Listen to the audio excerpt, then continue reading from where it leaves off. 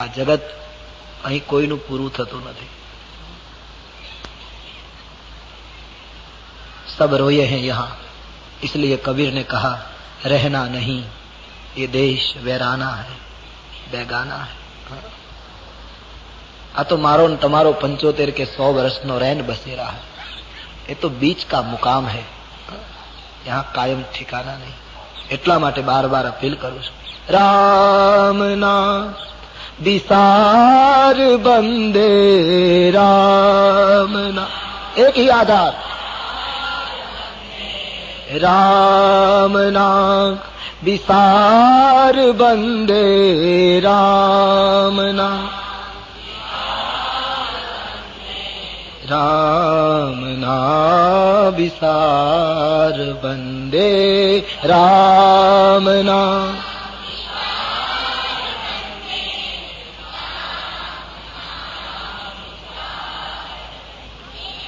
भूले राही सुनते जाना, झूठे जग में क्या भरमाना. भूले राही सुनते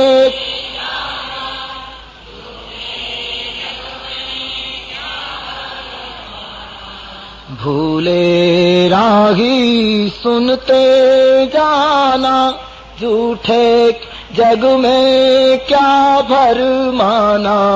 भूले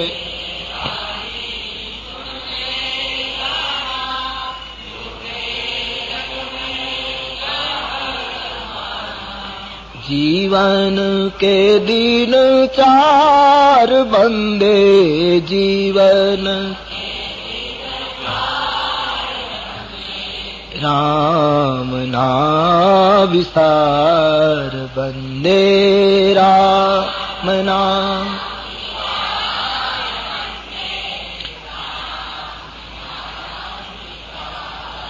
बंदे, राम नाम विसार बंदे, राम नाम विसार बंदे.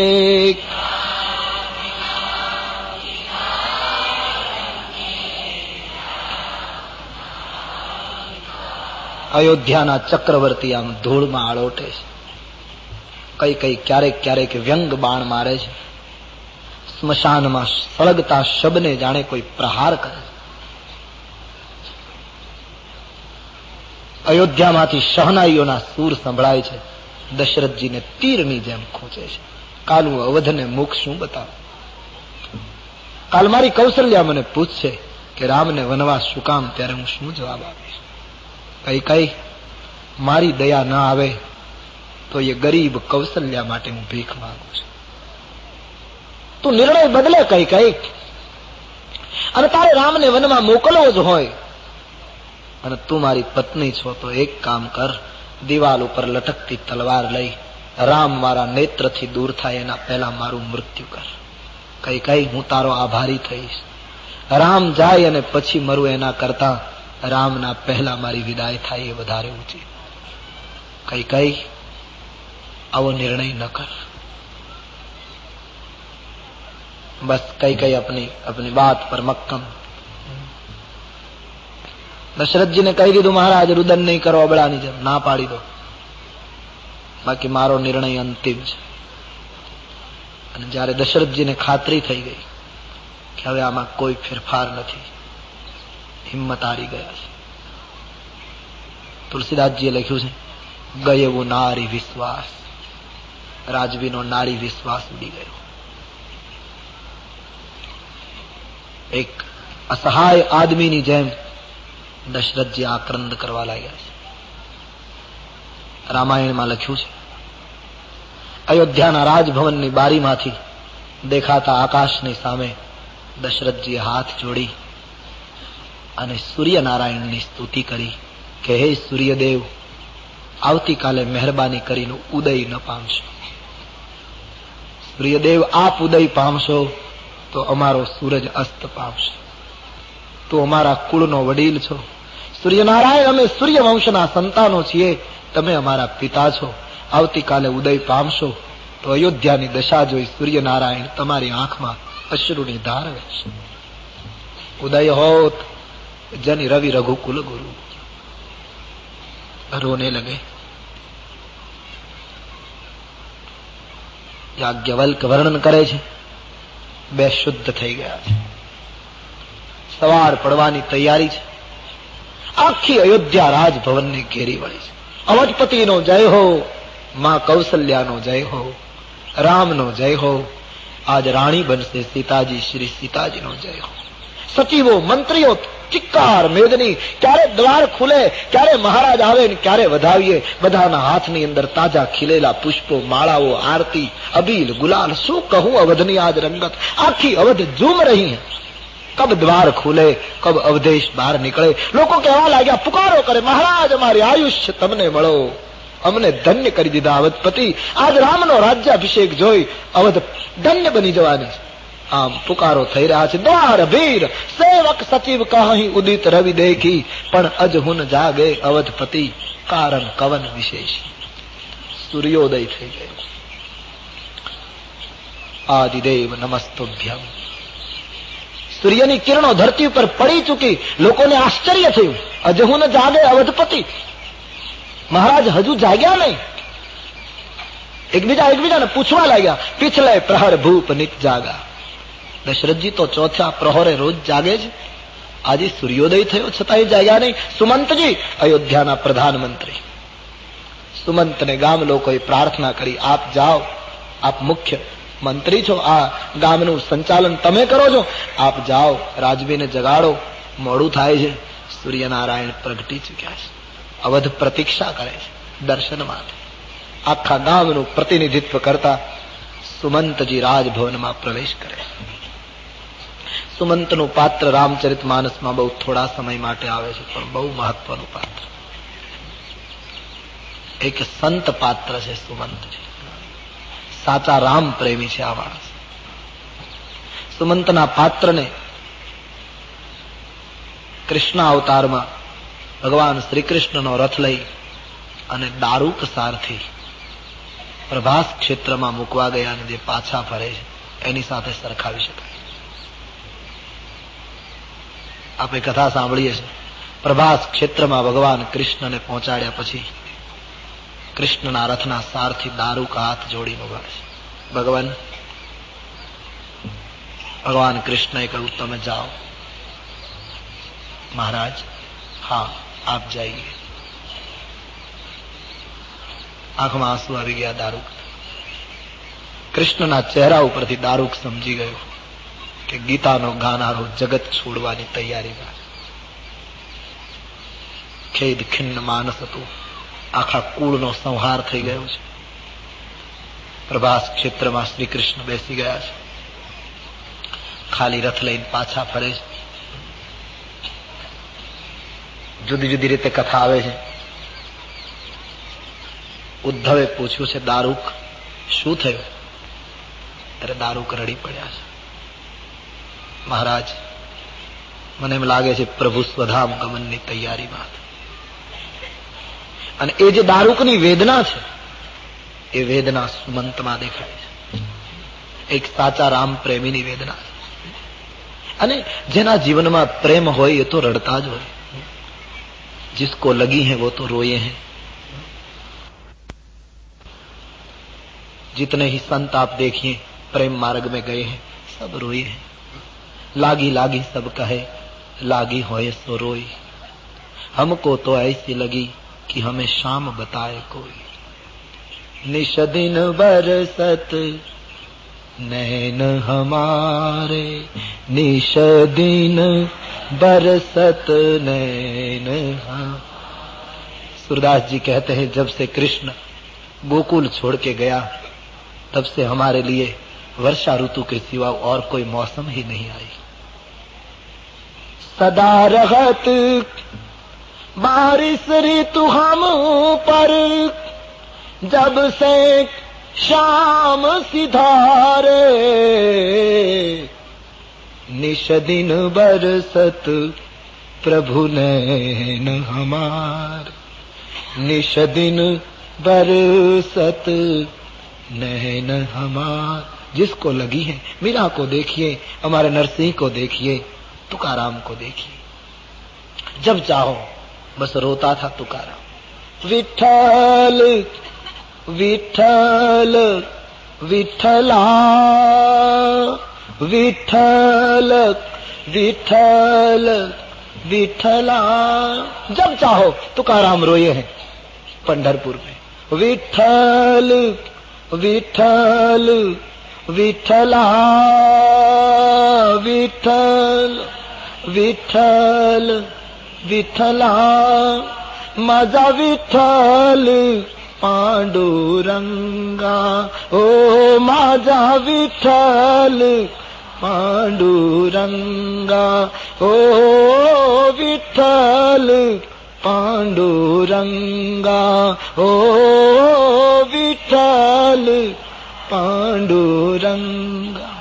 जय जय विठ्ठल विठ्ठल विठ्ठला, जय जय विठ्ठल, सब गाइए। जय जय विठ्ठल विठ्ठल विठ्ठला, जय जय विठ्ठल, जय जय विठ्ठल विठ्ठल विठ्ठला, जय जय विठ्ठल विठ्ठल विठ्ठला, जय जय विठ्ठल विठ्ठल विठ्ठला, जय जय विठ्ठल विठ्ठल, माझा विठ्ठल पांडुरंगा, हो विठ्ठल पांडुरंगा, विठ्ठल पांडुरंगा, ओ विठ्ठल पांडुरंग। माझा विठ्ठल कहकर रोए हैं तुकाराम, मेरे तो गिरधर गोपाल कहकर रोई है मीरा। माधव कहकर, कोई गोपाल कहकर, कोई गोविंद नाम पुकार कर रोए हैं। जिसको प्रेम के तीर लगे हैं वो रोए हैं। इसलिए सुर कहते हैं निश दिन बरसत नैन हमारे। मीरा कहती है तोरी प्रीत तोड़ी कृष्णा कौन संग जोड़ो। हमारे तुलसी विनय पत्रिका में लिखते हैं जाऊं कहां तजी चरण तिहारे। और सूर कहते हैं मेरो मन अनत कहां सुख पावे। सुमंत एक सच्चे राम प्रेमी है। આખા ગામનું પ્રતિનિધિત્વ કરતા સુમંત રાજભવનમાં ગયા છે। મંથરા ઉભી છે, પ્રણામ કર્યા। આઈએ મહારાજ। સુમંતે પૂછ્યું મંથરી, हाँ महाराज क्या? एक अधिकार पूर्वक पूछ्યું। અદબ સાચવતી મંથરાએ કહ્યું મહારાજ અને રાણી બંને કોપ ભુવનમાં છે। કોપ ભુવન? हाँ, रात्रि भर बनने ने कई तकरार थई। अच्छा हुआ आप आ गए, जाइए कोप भुवन। सुमंत कोप भुवन तरफ गया છે। संत જેવું હૃદય છે ધ્રુજી ગયું। આજ કોપ ભુવન, આજે રાજ્યાભિષેકનો દિવસ છે। જેવા અંદર ગયા તો શું જોયું? ધરતી ઉપર મહારાજ આળોટે છે। રામ રામ શબ્દ પુકારે, રો રહે। ओ અમારા અન્નદાતાને, અયોધ્યાના માલિકને શું થયું છે? આમ જોયું તો કઈ કઈ નિષ્ઠુર બનીને ઉભા છે। સુમંત એકદમ ભીતર, જય જીવ હો, પ્રણામ હો મહીપતિ। સુમંત આપને પ્રણામ કરે। જાગો ના પ્રભુ, શું થયું મહારાજ? આજે રાજ્યાભિષેકનો દિવસ છે। લોકોના આતુર નેત્રો દર્શન માટે અધીરા બન્યા છે। ઉઠીએ પ્રભુ, मैं सारी अयोध्या वती बोलू छू, जागियो। सुमंत राजवी उभा थे। हाँ प्रभु शू है? आंख माथी आंसू पड़वा लाग्या। सुमंत मारू अने कौशल्यानु भाग्य फूटी गयु। महाराज ऐसा मत बोलिए। हाँ सुमंत, वो एक वस्तु तने कही दऊ, मैं अने कौशल्याए गया जन्म में खूब पाप कर्या छे। सुमंत मारी बाजी उल्टी थी। महाराज હું આપને પૂછી શકું, આપ આવું બધું કેમ બોલો છો? સુમંત કેમ બતાવું? સુમંત એટલું જ કહીશ વિધાતાને કે હે વિધિ, આવી દશા કોઈની ન કરીશ. બસ इतना कहकर वो गिर चुके धरती पर. સુમંતના નેત્રો ભીંજાયા છે. શું થયું હશે? કારણ મહારાજ બતાવી શક્યા નહીં. કઈ કઈને જોતા અયોધ્યાના એક મહત્વના પદાધિકારી છે સુમંત, અને તેથી અધિકારપૂર્વક રાણીની સામે જઈ અને પૂછે છે, દેવી, અયોધ્યાના એક મંત્રી તરીકે હું આપને પૂછી શકું કે મહારાજ અવધપતિને શું થયું છે? એની તબિયત બગડી તો રાણી આપે અમને સૂચના કેમ ના આપી? આજ અયોધ્યા કેટલી આતુર ઉભી છે, એને જવાબ આપવાનો પ્રશ્ન છે. આજે રાજ્યાભિષેકનો દિવસ છે. દેવી ધીમે વિવેકથી કઈ કઈ બોલ્યા છે. યાની સુમંતની અદબ સાચવીને બડી કુશળતા से બોલે, મહારાજ, રાજવી મને કઈ કારણ બતાવે તો ખબર પડે ના. જ્યારથી આવ્યા છે ત્યારથી રડે છે. રામ રામ રટીને સવાર કરી, બસ રડ્યા કરે છે. મને એમ લાગે છે સુમંતજી, અવધપતિને રામનું કઈ અગત્યનું કામ છે. તમે એક કામ કરો, રામને અહીં બોલાવી આવો. હોશિયાર કઈ કઈ સુમંતને સૂચના આપી. સુમંત સમજી ગયા કે કારણ ગમે તે હોય, પણ એક વસ્તુ ચોક્કસ કે દશરથજીની અત્યારે જે પરિસ્થિતિ છે એમાં રામજીને લાવવા અનિવાર્ય છે. આ પરિસ્થિતિમાં મહારાજને રામ દર્શન સિવાય બીજું કોઈ સ્વસ્થ ન કરી શકે. અને વાત એ સાચી, માનવીની સાચી સ્વસ્થતા રામ દર્શન વગર નથી. કામ દર્શન કઈ કઈમાં કરવા ગયા એમાં તો આ દશા થઈ. તુલસીદાસજી વર્ણવે, સુમંતજી ઘરની બહાર નીકળ્યા છે, લોકો ઘેરી વળ્યા. સુમંતજી બોલે, મને મત પૂછો, હું અત્યારે કઈ કહી શકું એવી સ્થિતિમાં નથી. આપ શાંત રહે. આખો સમાજ ઉદાસ, એક ચિંતિત બની ગયો. મહારાજ બોલે, કોઈ કારણ હું આપી શકતો નથી, માર્ગ આપો. લોકોએ રસ્તો આપ્યો અને એક શંકા કુશંકાના વાદળો ઘેરાયા.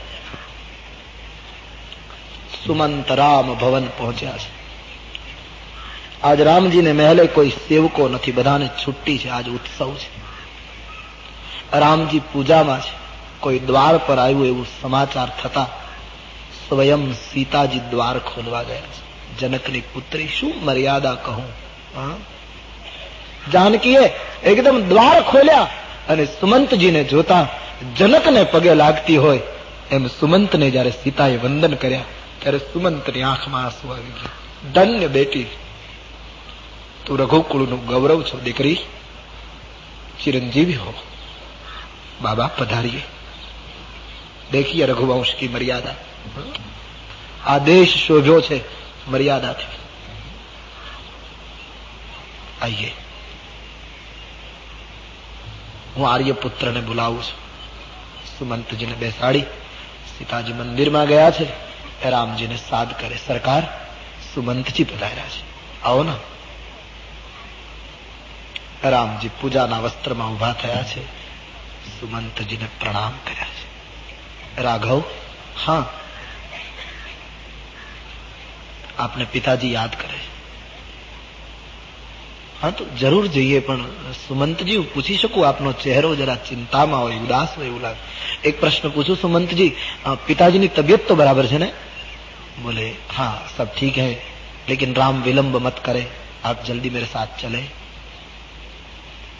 રામાયણમાં લખ્યું છે, પિતા બોલાવે છે, રામજીએ વસ્ત્રો બદલ્યા નહીં, એના એ વસ્ત્રમાં ગયા છે. કદાચ રામજીને થયું કે વસ્ત્ર બદલીશ તો પાછા ઉતારવા પડશે, આના પછી સીધા વલકલ પહેરી લેવા યોગ્ય છે. અને તેથી રામ સુમંતની સાથે નીકળે છે. સીતાજીના નેત્રમાં આંસુ છે.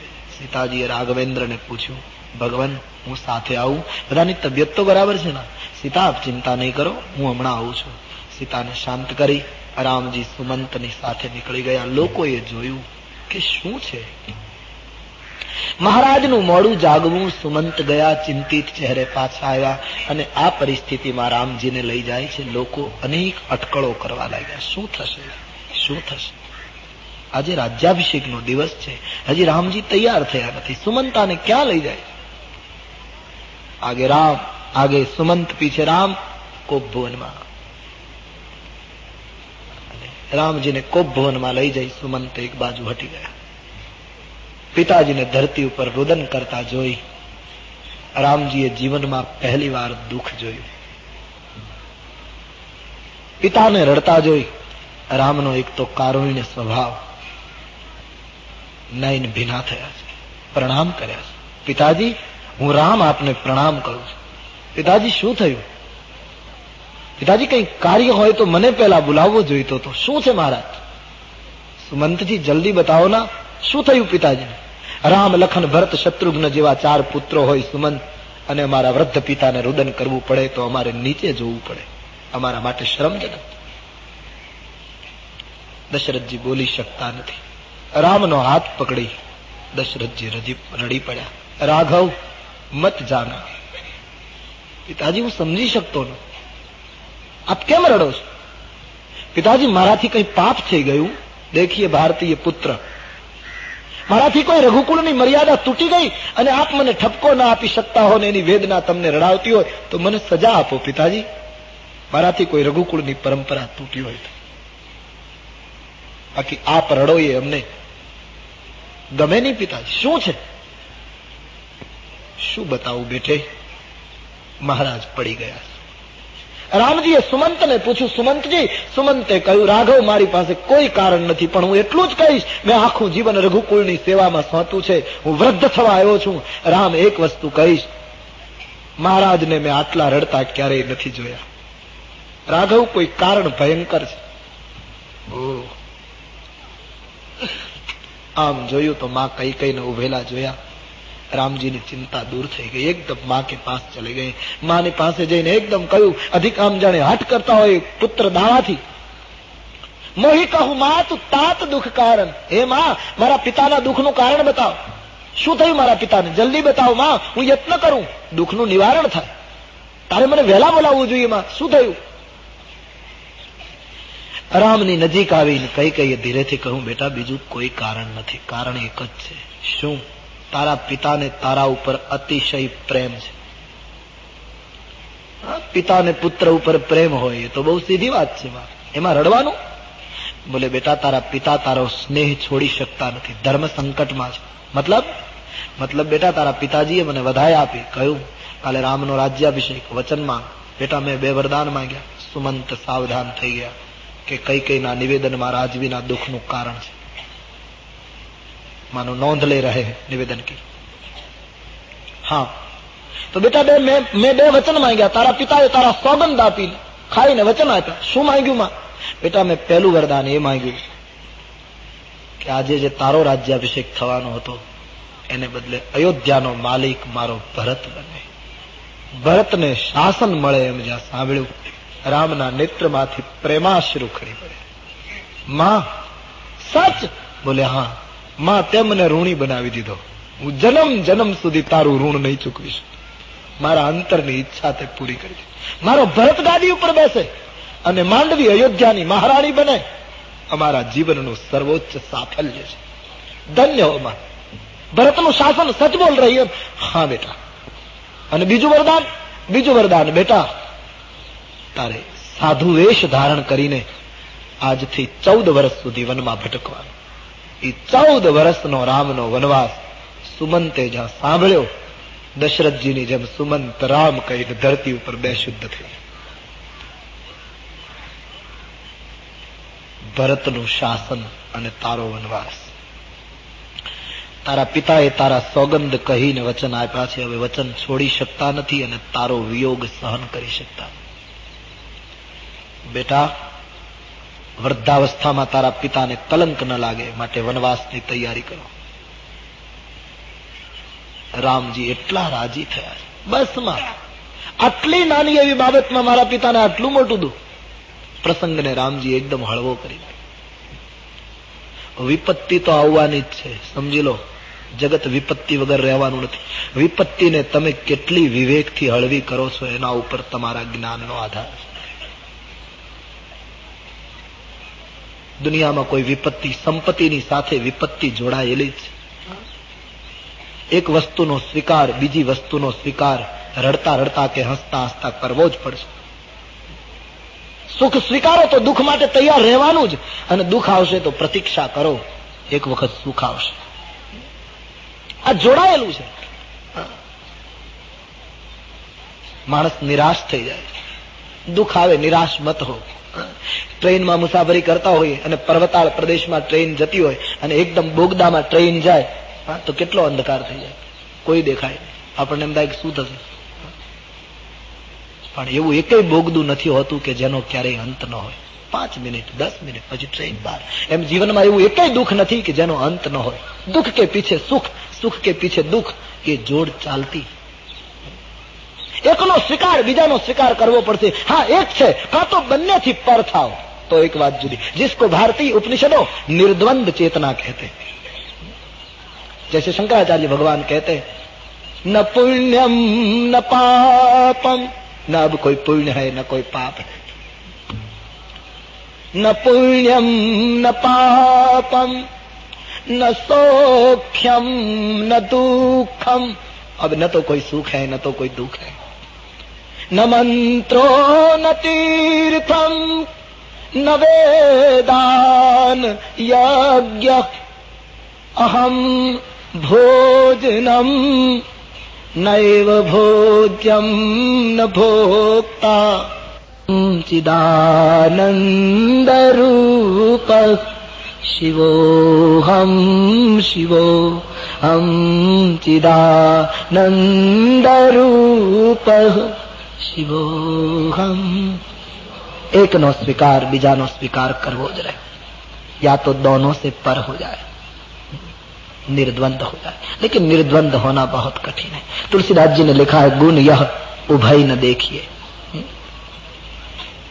कोई તમારા બહુ વખાણ કરે, તમારા ખૂબ સદગુણોની સરાહના કરે તો બરાબર સાવધાન રહેજો.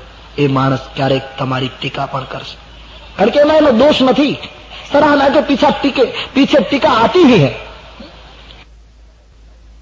છેવટે લાગણીથી એમ કહેશે કે તમે આમ કરો છો એમ બરાબર નથી, પણ એ ક્યારેક ટીકા કરશે. અને કોઈ ટીકા કરે તો એની દયા ખાજો કે આને સત્ય સમજાશે ત્યારે મને પગે લાગવું પડશે. तुलसी कहे, गुण ये छे दोनों को नहीं देखना, न तो निंदा को न तो स्तुति को. गुण यह उभय न देखिए, दोनों को नहीं देखना. बड़ी कठिन स्थिति है दोनों को नहीं देखना. कहने का मतलब एक नो स्वीकार बीजा नो स्वीकार करवो पड़શે, छूटको નથી. बस विवेक थी આવેલા સંજોગને હું ને તમે કેટલો હળવો કરી શકીએ છીએ એના ઉપર આપણા વિવેકનો આધાર છે. કેવલ ઘટના જોઈને કાપી ન જાઓ. અને એ વાણીનો વિષય નથી ભાઈ. આ બધી વસ્તુ મને ને તમને ચરિતાર્થ કરવા માટે સાધના માંગી લે છે. जितना भीतर जाओगे इतना अलोल हो जाओगे, जितना भीतर गए इतना ज्यादा स्थिर हो जाओगे. स्थिरता भीतरी यात्रा के बिना आती ही नहीं. जापान में एक मकान ની અંદર सत्संग ચાલતો હતો. एक संत बैठे थे, सब लोग बैठे थे, सत्संग हो रहा था. और चिंता धरतीकंप आयो. बार बार धरतीकंप हुआ करता तो ત્યાંના લોકો ટેવાયેલા એટલે એકદમ ભાગ્યા, ઘરની બહાર નીકળી ગયા, शायद मकान गिर जाए. सब लोग दौड़ पड़े बाहर. एक महात्मा बैसी रहे, बाकी બધા નીકળી ગયા. ગરદણી પણ નીકળી ગઈ. ભગવાનની કઈ દયા કે કઈ નુકસાન નહીં થયું. ધરતીકંપનો આંચકો બહુ ક્ષણિક હતો, થોડી વાર થઈ એટલે બધા પાછા આવ્યા. સત્સંગમાં બેઠેલા ક્યારે ભાગે એ બહુ નક્કી નહીં. થોડો આંચકો બગાડે. સંત बैठे थे वैसे के वैसे. બધા આવ્યા. બધા લોકોએ સંતને પૂછ્યું, બાબા અમે તો રોજ અહીંયા રહેનારા, તમે તો બહારથી આવેલા, ધરતીકંપનો આંચકો લાગ્યો, અમે બધા ભાગ્યા, તમે કેમ બેસી રહ્યા? તમે કેમ ભાગ્યા નહીં? સંતે જવાબ ના આપ્યો. બીજી વાર કહ્યું, બાબા જવાબ આપો ના, આપ કેમ બેસી રહ્યા? ત્રીજી વાર પૂછ્યું. સંતે કહ્યું, સુનિए ભાઈઓ, ધરતીકંપનો આંચકો લાગે ત્યારે જગતમાં બધાને ભાગવું પડે છે. તમે પણ ભાગ્યા, હું પણ ભાગ્યો. અરે બોલે આપ કેવી વાત કરો, આપ તો ત્યાં ત્યાં બેઠા છો. બોલે નહીં, તમે ભાગ્યા, હું પણ ભાગ્યો, ફર્ક માત્ર દિશાનો હતો. તો તમે બહાર ભાગ્યા, હું અંદર ભાગ્યો. અને તમે જે જગ્યાએ ભાગીને ગયા ત્યાં ધરતી ફાટી હોત તો ત્યાં સલામત નહોતા, અને હું ભાગીને એવી જગ્યાએ ગયો કે હવે અંદર મને ધરતી કંપના આંચકાને કોઈ સ્થાન નથી. चाहे जगत खत्म हो जाए मुझे कुछ, क्योंकि मैं तो चिदानंद रूप शिवोहम शिवोहम. भीतरी यात्रा के बिना अलोल स्थिति नहीं होती. कितना अंतर्मुख हुआ साधक. खूब स्मरण करो, हरि नामनो जप खूब કરો. એક સ્થિતિ એની મેળાએ આવશે, તમે બધાની વચ્ચે એકલા થઈ જશો. તમારી ચારે બાજુ લોકો બોલતા હશે, फिर भी तुम अकेले हो जाओगे. અને બધાની વચ્ચે એકલા થવાની કળા જ્યારે આવડે, बाद में तुम कहीं भी जाओ, तुम्हारी मस्ती बनी रहेगी. અને જો એ કળા હસ્તગત નહીં થઈ, साधना यानी स्मरण परिपक्व नहीं, तो हिमालय की तलेटी में बैठोगे तो भी अकेले होने के बाद भी तुम घिरे हुए हैं. विचारो તમને પકડી રાખે. તંદુરસ્ત માણસની વ્યાખ્યા શું? ડોક્ટરોને કહીએ તો એ જુદી વ્યાખ્યા આપે, કારણ કે આવી રીતનું શરીર હોય, આમ હોય, એ શારીરિક બાબત છે. પણ અંદરથી હું ને તમે તંદુરસ્ત છીએ એનું પ્રમાણપત્ર શું? બહુ સીધું સાદું પ્રમાણપત્ર આપું તો એ તંદુરસ્તીની નિશાની, જેની નિદ્રા સ્વપ્ન વગરની અને જેની જાગૃતિ संकल्प विकल्प वगैरह, आ तंदुरस्त साधक है. जिसकी निद्रा में कोई स्वप्न न हो. हाँ, अचानक कोई क्यारेक हो, चिंता कोई आवे तो ये कोई निशानी है, ये कोई कारण है साधको माटे. बाकी जेनी निद्रा स्वप्न रहित અને જેની જાગૃતિ संकल्प विकल्प रहित, आ तंदुरस्त मानस में निशानी. एक इस स्थिति को जरा गंभीरता से आप सोचे. एक विचार अपना मगज में आवे, એ વિચાર પૂરો થાય અને પછી બીજો વિચાર શરૂ થાય. આ બે વિચારની વચ્ચે જેટલી વધારે જગ્યા ખાલી, એટલા તમે વધારે તંદુરસ્ત. बस सीधी सादी व्याख्या है. जितने साधक, जितने लोग पहुंचे हैं, उसका ये अनुभव है. બે વિચારની વચ્ચે જેટલો વધારે અવકાશ. આજ મારા અને તમારા વિચારો એક ઉપર એક પડે છે. તમે વિચાર કરો કેટલા વિચારો આપણા મગજમાં ઘૂમે. માણસ સૂતો હોય તો વિચારોમાં ડૂબ્યો છે. હા, એ તો ભગવાને સારું થયું કે મગજ એવી રીતે બનાવ્યું, નહીં તો મગજ ફાટી જવું જોઈએ. કેટલા વિચારો એક પછી એક લાગ્યા, अनंत हार माला शुरू है. इस मगज का कोई फोटो ले, कितनी विचारों की माया जाल रच दी है हमने. एक विचार पूरो થાય, બીજો વિચાર શરૂ થાય, એની વચ્ચે જેટલું ખાલી ભાગ, એટલા તમે સમાધિની નજીક. અને ધન્ય છે આ દેશ જ્યાં ઋષિ મુનિઓ ક્યારેક ક્યારેક એક વિચાર પૂરો થાય અને બીજો વિચાર ઉઠે, એની વચ્ચે 60-60 હજાર વર્ષનો ખાલી ભાગ કરતા.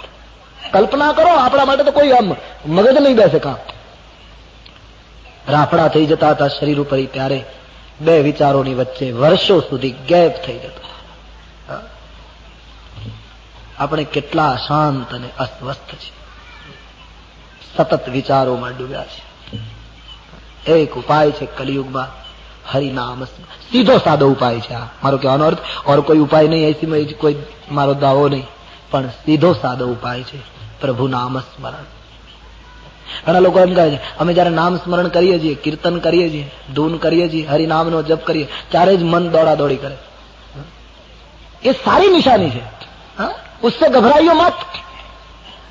તમે જપ કરવા બેસો અને તમારું મન બહુ દોડે, એનો અર્થ એ છે કે તમારું મન ગભરાયું છે. એ એમ કહે છે કે તમે કઈક એવી શરૂઆત કરી છે, હવે મારાથી રહેવાતું નથી. उसकी दौड़ नासभाग है, उससे घबराइयो मत. कबीर कहे ना, मन भागे तो भले भागे, તમે નહીં ભાગો, तुम बैठे रहो, तुम जप करते रहो. आज नहीं तो काल, परम દિવસે क्रांति થશે. કંટાળો નહીં. मैं फिर से याद दिला दूं मेरा पुराना निवेदन कि આ યાત્રામાં અનંત ધૈર્યની જરૂર પડે છે. 5 મિનિટમાં નહીં પતે. ધીરજ રાખવાની તૈયારી હોય એ માણસો ઈશ્વરના માર્ગમાં પ્રવેશ. ઘણા લોકો મળે છે, માળા કરતા પછી બંધ થઈ જાય. ગાંધીજીને એક માણસ મળ્યો, તો પછી એને કહ્યું કે બાપુ, હું રામ નામનો જપ કરું છું, તો જપ કરું છું ત્યારે મન બહુ દોડાદોડી કરે. અને મન ખોટા વિચાર કરે છે. એક બાજુ રામ નામના માળા કરું અને બીજી બાજુ મન હરામના વિચાર કરે ને હરામ કામ કરું, ખોટું કામ થાય છે. અને રામ નામ એટલે મેં નક્કી કર્યું છે કે માળા ફેરવાનું બંધ કરી દઉં, રામ નામ બંધ કર્યું. ગાંધીજીએ બહુ સરસ જવાબ આપ્યો કે તારે છોડવું તું તો હરામ છોડવું, તું રામ નહોતું છોડવું. હા, આને બદલે આ શું કામ છોડ્યું? पाप न छोड़ा, झूठ न छोड़ा, तूने सत्य वचन क्यों छोड़ दिया, तूने नाम जपन क्यों छोड़ दिया. મોટા ભાગના લોકોની આ ફરિયાદ છે કે અમે માળા કરીએ, અમે જપ કરીએ, ત્યારે મન બહુ પરેશાન. કરવા દો ને, મનની સાથે તકરાર બિલકુલ કરો નહીં. જબ તક મન કે સાથ તકરાર કરતે રહોગે શક્તિ વેડફાય છે. કરવા દો મનને જે કરવું, ભલે કરે, એને જોયા કરો. તારે કરવું એ કર, હું રામ નામ જપ્યા કરીશ. એક સમય એની મેળાએ આવશે જ્યારે મનને પાછું ફરવું પડશે. અને ભાવથી કે કુભાવથી મેં આપકો એ કહેના ચાહતા હું કે ગમે તે રીતે તમે હરિનામ જપો, તમારું નિષ્ફળ. કર્મનો સિદ્ધાંત છે, કરેલું જતું નથી. એ બધાનો સરવાળો ભેગો થશે ત્યારે ઓચિંતા ક્રાંતિ થશે. ધીરજ રાખો. તમે શનિવારનો દિવસ હોય અને હનુમાનજીના મંદિરમાં શ્રીફળ વધેરવા જાઓ, નારિયેળ ફૂલ ધરાવો અને તમે શ્રીફળના છાલા કાઢી અને એક ઘા કર્યો, શ્રીફળ ન ફૂટ્યું. બીજો ઘા કર્યો, શ્રીફળ ન ફૂટ્યું. ત્રીજો ઘા કર્યો, શ્રીફળ ન ફૂટ્યું. અને ચોથું જોરથી ફટકાર્યું, શ્રીફળ ફૂટી ગયું. તો એનો અર્થ તમે એમ માનો છો કે એ શ્રીફળ ચોથા ઘાએ ફૂટ્યું? નહીં, ચોથા ઘાએ ફૂટવાનો યોગ હતો, પણ એને ફોડવામાં આગળના 3 ઘાએ બહુ મદદ કરી. એમ શરૂઆતનું રામ નામ તમારી જાગૃતિ માટેનો સરવાળો છે. યોગ હશે ત્યારે ક્રાંતિ થશે. इसलिए जपते रहो, हरिनाम जपते रहो. જેટલું નામ સ્મરણ કળયુગમાં વધશે એટલો જીવ વધારે અંતર્મુખ થશે. અંતર્મુખ થશે તો બધાની વચ્ચે તમે એકલા થઈ જશો. અને આ સ્થિતિ આવશે ત્યારે ગમે તેવી વિપત્તિને હળવી કરવાની આદત આવશે. રામ કહે, માં 14 વર્ષનો વનવાસ એ સામાન્ય વાત છે, થોરે હી બાત પિતા હી દુઃખ લાગા. મારા પિતાને આટલી નાની એવી બાબતમાં આટલું મોટું દુઃખ? તારે મને પહેલા કેવું જોઈતું હતું માં, હું અત્યારે વનની વાત પકડી ચુક્યો. નહીં માં, તું પણ કંઈક છુપાવે છે, કારણ કંઈક મોટું છે. બેટા, બીજું કોઈ કારણ નથી, આ એક જ કારણ. તારા પિતા તને વનમાં જાય, તું જાય એ જોઈ શકતા નથી. મૂળ કારણ જયારે મળ્યું છે, રામજી કઈ માને બહુ સુંદર શબ્દો કહે. સોનું જનની સોઈ સુત બળ ભાગી, સોનું જનની સોઈ સુત બળ. सब गाइए. सोनू जननी सोई सुत बड़ भागी, सोनू जननी जो पितु मातु बचन अनुरागी.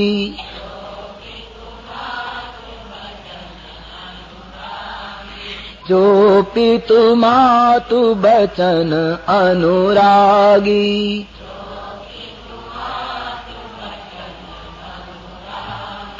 तनय मातु पितु तोषनिहारा. तनय मातु पितु,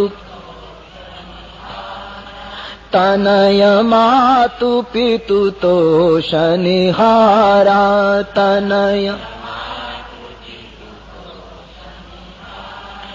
दुर्लभ जननी सकल संसारा.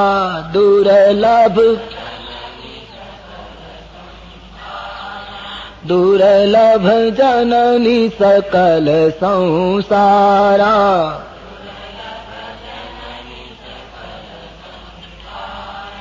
माँ ए पुत्र तो बड़भागी છે.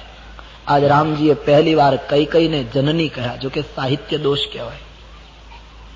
જનની શબ્દ આપણે જેના પેટથી જન્મ્યા હોઈએ એના માટે જ વાપરી શકાય. બીજી કોઈ પણ સ્ત્રી માટે માતા શબ્દ વાપરી શકાય, પણ જનેતા તો કેવલ જન્મદાતા જ ગણાય. તો રામજી કૌશલ્યાને જનની કહે એ ન્યાયી છે. કૈકેયીને આ જનની કહે, અને તે પણ 3 વાર. એનું કારણ છે, રામ કૈકેયી માને કહે કે માં, અત્યાર સુધી હું તને માતા કહેતો પણ હવે જનની કહું છું. કારણ કે રઘુવંશના રામનો જન્મ કૌશલ્યાએ કર્યો, પણ આજ વનવાસની વાત કરીને રામ રાજ્યના રામનો જન્મ તે કર્યો. માં, તું મને વનવાસ ના આપે તો કોઈ દિવસ રામ રાજ્યનો રામ ન જન્મે. હું તો રઘુવંશનો રામ હતો, તે મને આજ વનવાસ આપીને રામ રાજ્યના રામના જન્મ આપ્યો છે, માટે તું મારી જનેતા છો. એમાં એ દીકરો બળભાગી છે, જે માતા પિતાના વચનનો અનુરાગી છે. એવો પુત્ર જગતમાં દુર્લભ હોય છે માં, જે માતા પિતાને સંતોષ આપે. અને માં, હું વનમાં જઈશ 14 વર્ષ તો મને કેટલા ફાયદા થશે. મુનિજન મિલન વિશેષ બન, મુનિઓની મુલાકાત થશે, સંતોનો સત્સંગ મળશે. વનમાં રહીશ તો સાધના કરી શકીશ. સબહી ભાંતિ હિતમોર, દરેક રીતે મારું કલ્યાણ થશે. તેહી મહ પિતુ આયસુ.